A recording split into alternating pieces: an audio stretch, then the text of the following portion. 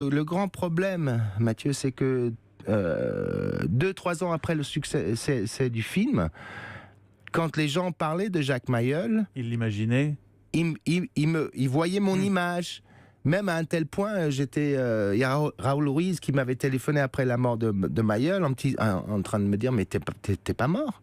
Et je dis « Qu'est-ce que tu es en train de dire ?» Il dit « Bah, il y a ta photo dans le journal de Santiago en disant que Jacques Mayol est mort. » Donc, une des raisons pour laquelle je voulais participer dans L'Homme Dauphin, c'est que, et ce que Jacques et moi, voyaient en moi, c'est que je reconnaissais que j'avais éclipsé, que j'avais volé son identité, et que je ne pouvais rien faire, et que lui-même était très, très embêté, parce qu'il avait un ego énorme pour être Jacques Mayol. Son ego était énorme.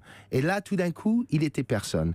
Donc, quand on m'a demandé de participer dans l'interview pour L'Homme Dauphin, et ensuite de me demander de faire la voix de la narration, surtout après avoir vu la première copie du film, j'ai dit, voilà, on peut remettre peut-être les pendules à l'heure. Le Grand Bleu est un film qui a changé une génération, qui a vraiment vécu partout dans le monde, mais voyons l'homme qui l'a inspiré, parce que ce que cet homme était est encore 100 fois plus important aujourd'hui.